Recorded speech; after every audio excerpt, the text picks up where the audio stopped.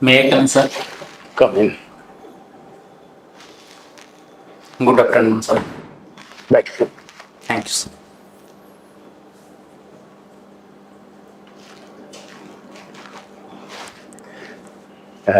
Good. दीपक, Yes, आप cricket को live streaming देखना पसंद करते हैं। sir.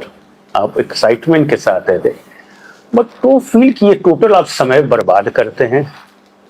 क्रिकेट एक फुलिश गेम है, कुछ कोई एक्सरसाइज कुछ तो होता नहीं, बैठे लोग फैशन शो करते हैं और उधर लड़कियों का वो जो क्या गर्ल्स कहते हैं उनको चीयर गर्ल्स होता है। Yes. तो मेरे ख्याल से you are ruining your life by watching cricket. How do you react? Right. Sir, जैसे कि हॉबी है तो उसी अकॉर्डिंग मैं लाइव स्ट्रीमिंग देखता हूँ। हमेशा तो नहीं, पर T20 जैसे क्रिकेट आ गए हैं आज के समय में, तो उसको थोड़ा बहुत देख लेता हूँ सर। T20 से देश को क्या फायदा हो रहा है? सर, IPL क्रिकेट मैच जितने होते, Yes, देश को sir. कोई फायदा, देश की इकोनॉमी को कोई फायदा?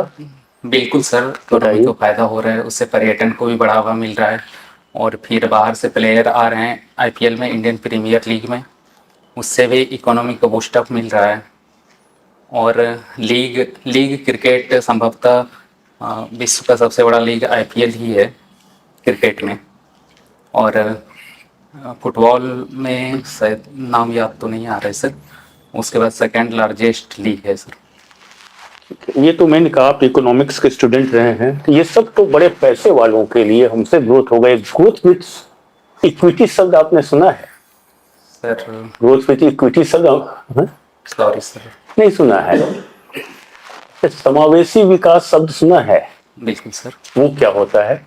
सर, समाज के सभी लोगों का विकास, मतलब विकास का पहुंच समाज के अंतिम छोर पर खड़े व्यक्ति के लोगों तक भी पहुंचे, और इंक्लूसिव समावेशी मतलब सब तरह से आर्थिक, सामाजिक, शैक्षणिक विकास सभी पहलू उसमें शामिल हो सर। पंचायतों में आप ऑडिट का काम करेंगे, तो ये पंचायतों का गठन बताइए, संवैधानिक प्रावधान बताइए और क्या क्या स्तर पर काम करते हैं ये संस्थाएं? सर, पंचायतों के गठन के लिए संवैधानिक प्रावधान 73 में संविधान संशोधन अधिनियम 1992 के द्वारा किया गया। उससे पहले भी पंचायतों का गठन हुआ था, लेकिन संवैधानिक पहलू नहीं था। संवैधानिक संशोधन के बाद हुआ। त्रिस्तरीय पंचायती राज व्यवस्था के गठन की बात कही गई उसमें, जिसमें गांव लेवल पर ग्राम पंचायत, ब्लॉक लेवल पर पंचायत समिति और जिला लेवल पर जिला परिषद का गठन किया जाता है सर। अच्छा, आपको पंचायत के फंड का अंकेक्षण करने का काम मिलेगा सर। तो ये पंचायत को किस किस स्रोत से राशि प्राप्त होती है? सर, पंचायत को केंद्रीय वित्त आयोग की अनुशंसा पर, राज्य वित्त आयोग की अनुशंसा पर, और राज्य के अपने जो फंड होते हैं वो, फिर केंद्र प्रायोजित योजनाओं में भी अगर पंचायत को उसका इम्प्लीमेंटेशन करना है तो उसमें भी, जैसे कि मनरेगा सर। ठीक है, तो किसी भी पंचायत के कार्यालय के अकाउंट्स का ऑडिट करते समय किन किन बिंदुओं पर खास ध्यान देना चाहिए? सर, सबसे पहली बात तो कैश बुक उसका है तो IBI का विवरण सबसे पहली बात है। उसके बाद जिस मद के लिए राशि निकाली गई उस मद में खर्च हुई या नहीं, उसका वाउचर से मिलान कर सकते हैं सर। फिर मास्टर रोल, जैसे कोई सड़क योजना है तो उसके लिए मास्टर रोल में कितना खर्च हुआ, वाउचर में कितना खर्च हुआ, सारा टोटल खर्च कुल कहें तो जितना राशि निकाली गई वो उसी उद्देश्य से खर्च हुई या नहीं सर, इसकी जांच करेंगे ऑडिट में। एक शब्द आपने बताया मास्टर रोल, सर ये क्या चीज है, ये बताइए, समझाइए मुझे। सर, मैं जहाँ तक समझ पा रहा हूँ ये अटेंडेंस जैसी चीज़ें हैं। जैसे सड़क का विकास का योजना है, सड़क निर्माण का योजना है, तो उसमें कितने लेबर, कितने मिस्त्री लगे, उसमें इसका रिकॉर्ड होता है। तो ये कौन बनाता है, मास्टर रोल कौन बनाता है? सर सॉरी सर, याद नहीं कर पा रहा हूँ। आप कोई शब्द अगर प्रयोग करते हैं तो उसके बारे में जानकारी रखनी चाहिए। I think I will stop of. Graduation कब किया आपने? सर, मैंने 2016 में ग्रेजुएशन किया है। उसके बाद से क्या कर रहे हैं? सर, उसके बाद प्रतियोगिता परीक्षा की ही तैयारी कर रहा हूँ। मैं कंबाइंड सर्विस का भी तैयारी करता हूँ सर। पिछले बार 66 में इंटरव्यू तक पहुँचा था। उसके साथ ही मैं सर अपने पिताजी के फार्मर्स वाले इक्विप्शन में हेल्प करता हूँ सर। क्या चीज़ में? फार्मर्स मेरे पिताजी का इक्विप्शन है अच्छा, उसी में आप हेल्प भी करते हैं। सर। तो क्या सब आपका ऑप्शनल पेपर था? ऑप्शनल पेपर मेरा इकोनॉमिक्स है सर। इकोनॉमिक्स से दिया आपने। अच्छा, ये बताइए, आप क्रिकेट की आपका हॉबी है, सर ये नेशन बिल्डिंग में कैसे हेल्प करेगा क्रिकेट? सर नेशनल बिल्डिंग में दो तीन तरह से हेल्प हो सकता है। एक अंतर्राष्ट्रीय संबंधों को क्रिकेट के माध्यम से सुधारा नहीं नहीं नहीं, नेशन बिल्डिंग का मतलब सॉरी समझते हैं? Sorry sir. नेशन बिल्डिंग का मतलब समझते हैं? देश का निर्माण मतलब देश की अर्थव्यवस्था में योगदान। नेशन बिल्डिंग का मतलब होता है कि व्यक्ति के निष्ठा का केंद्र उसका राष्ट्र हो। इसका मतलब ये होता है, सर जो व्यक्ति है ना, उसके निष्ठा की बात करते हैं, निष्ठा का केंद्र। अब आप बताइए, अगर समझ रहे हो इस क्वेश्चन को, तो क्रिकेट कैसे उसमें मदद करेगा नेशन बिल्डिंग? सॉरी सर, पूरी तरह से अच्छा, समझ नहीं पाया। अगर रुपये का अवमूल्यन अगर कर दिया जाता तो उसका दो पॉजिटिव और दो नेगेटिव पॉइंट बताइए। पहला पॉजिटिव पॉइंट है कि निर्यात में बढ़ावा मिलेगा सर, और दूसरा पॉजिटिव पॉइंट है प्रोडक्शन बढ़ेगा। निर्यात में बढ़ावा मिलेगा तो उसके लिए प्रोडक्शन बढ़ाना पड़ेगा। और नेगेटिव पॉइंट है बाहर से आयात करने वाले सामानों का ज़्यादा पेड करना पड़ेगा, जिससे मुद्रास्फीति बढ़ सकती है। दूसरा दूसरा सर, मंदी भी आ सकती है। Sorry sir.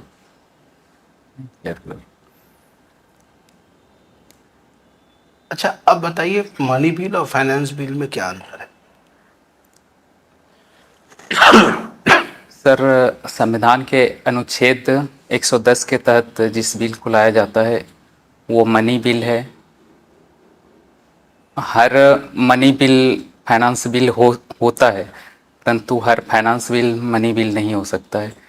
दोनों सर एक दूसरे से थोड़ा थोड़ा रिलेटेड भी है, थोड़ा डिफरेंस भी है सर। क्या है, क्या रिलेटेड है, क्या डिफरेंस? फाइनेंस मतलब वित्त संबंधी जितने भी मद के लिए कानून बनेंगे वो फाइनेंस बिल में आएंगे, और मनी बिल को अलग से समझ में नहीं आ रहा है, थोड़ा सा भेग मत बोलिए, उसको क्लियर कीजिए।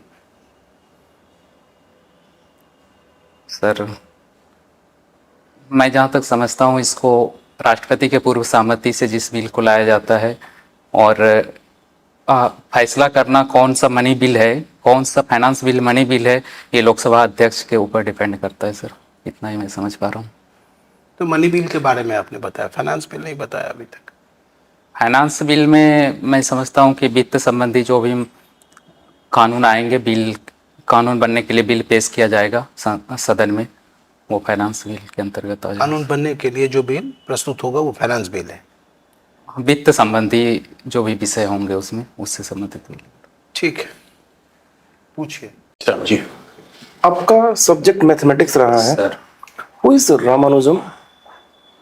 सर रामानुजम कौन थे? मैथमेटिशियन थे सर। कुछ दक्षिण बताइए उनके भारत बारे से- में, कहाँ से थे वो? दक्षिण भारत से बिलोंग करते थे क्या उनकी खासियत थी? सर। Sorry sir, recall. ठीक है, ये बताइए कि आपके घर में कितने लोग हैं? सर 4 मेंबर है टोटल। 4 मेंबर टोटल है। तो आपके घर में जो खर्च होते हैं, तो क्या इसकी ऑडिट करने की जरूरत पड़ती है क्या? घर के खर्च की तो ऑडिट करने की जरूरत नहीं पड़ती नहीं सामान्य पड़ती। तौर पर। तो गांव भी तो हमारा एक घर ही है हाँ सर। है ना? तो फिर गांव में ऑडिट करने की जरूरत क्यों पड़ेगी? अननेसेसरी आपको अपॉइंट किया जाएगा, आपको सैलरी दी जाएगी, इतने सारे गांव हैं, सबको सैलरी दी जाएगी, पैसे का वेस्टेज है। सर मुझे लगता है पंचायती राज व्यवस्था में ऑडिट की ज़रूरत है। कई बार सीएजी भी इस संबंधी कदम उठा चुके हैं। शायद सीएजी का भी ऑफिस स्टेट के राजधानियों में हुआ करती है, उसको डिस्ट्रिक्ट लेवल पर ले जाने की भी बात चल रही है। और वित्त आयोग जब केंद्रीय वित्त आयोग जब अनुशंसा करती है पंचायतों पे फंडिंग के लिए सर, तो उसमें ऑडिट का भी रोल होता है कि किन पंचायतों का ऑडिट कराया जा रहा है प्रॉपर या नहीं। और दूसरी बात है, कुछ योजनाओं के इम्प्लीमेंटेशन में खामी देखी जा रही है, कभी कभी पकड़ में भी आता है, इसलिए भी ऑडिट जरूरी है सर। ऑडिट और जरूरी है। जवाबदेही सुनिश्चित करने के लिए पंचायती राज व्यवस्थाओं की ऑडिट। ठीक है। सीएजी के ऑडिट में और आपके ऑडिट में कितना डिफरेंस होगा? सर सीएजी एक स्वतंत्र निकाय है और मुझे जो ऑडिट करना है, मैं पंचायती राज विभाग से ही बिलोंग करूंगा, तो इंटरनल ऑडिट मुझे करना है और रिपोर्ट जो भी प्रस्तुत करना होगा अपने डिपार्टमेंट के सीनियर्स को ही करना होगा, और वो स्वतंत्र ऑडिट होगा तो उनका रिपोर्ट सीएजी वाला रिपोर्ट विधानसभा के पटल पर रखा जा सकता है सर। एक वर्क हो रहा था गंगा नदी पे, जो आपके ग्राम पंचायत में था, और वो पुल बना और पुल टूट गया। सर गंगा नदी पे पुल बना और पुल टूट गया सर। ठीक है। और आपका जो ऑडिट था वो ऑडिट बिल्कुल परफेक्ट था, ठीक है। पुल तो टूट गया, तो आपको जिम्मेवारी दी गई है कि आपने सही से जांच पड़ताल नहीं किया। क्या आप शोकॉज नोटिस में क्या आपका जवाब होगा? सर ऑडिट का काम फंड तक ही सीमित है। मैं देखूंगा अगर मैंने ऑडिट सबमिट कर दिया है उससे संबंधित और फंडिंग में कोई अनियमितता, वित्तीय अनियमितता नहीं पाई गई है, तो मैं वही जवाब दूंगा शोकॉज नोटिस में कि मैंने जो भी जांच किया उसमें कोई अनियमितता, वित्तीय अनियमितता नहीं पाई गई है, इसलिए मैं इस कार्य के लिए दोषी नहीं हूँ। अच्छा, ये 3 टायर सिस्टम क्या था? सर क्या पंचायती राज व्यवस्था? 3 टायर ग्राम लेवल पर ग्राम पंचायत, ब्लॉक लेवल पर पंचायत समिति और जिला लेवल पर जिला परिषद। जिला परिषद। जिला परिषद के जो हेड होते हैं उनको क्या कहते हो? जिला परिषद अध्यक्ष। जिला परिषद अध्यक्ष, ठीक है। आप क्रिकेट देखते हो क्या? मूवी भी देखते हो? देख लेते हैं कभी तो। Web series? वेब सीरीज ज्यादा तो मैंने नहीं देखा। पंचायत देखे आपने? पंचायत का उसका कट वाला बहुत वायरल होते रहता है, लेकिन पूरा वेब सीरीज मैंने कभी पूरा देखा वेब सीरीज नहीं देखा, ठीक है। बस एक क्वेश्चन है सर। कि आप जाएंगे ऑडिटर बन के, ओके सर। मुखिया के साथ कैसे तालमेल बैठाएंगे आप? सर मुखिया से भी मेरा डायरेक्ट फेस होगा और पंचायत सचिव से। पंचायत सचिव मुखिया के सचिव होंगे, तो उनका काम होगा अकाउंट्स को सहेज के रखना, उसका मुझे ऑडिट करना है। तो इंटरनल ऑडिटर के तौर पर पहले तो मैं उन लोगों को सलाह दूंगा कि अकाउंट्स सही से अकाउंट्स का रख रखाव हो। उसके बाद मुझे जो भी दिशा निर्देश मिलेगा कितना दिनों पर ऑडिट करना है प्रत्येक पंचायत का, उस अनुसार मैं उसके लेखा का परीक्षण करूंगा और जो भी ज़रूरी सुझाव होगा वो दूंगा, और जो रिपोर्ट सबमिट करना होगा मुझे आगे अपने सीनियर्स को करूँगा। ठीक, ठीक है सर। ठीक है। दीपक, आपका इंटरव्यू खत्म हुआ, आप जा सकते हैं। Thank you sir.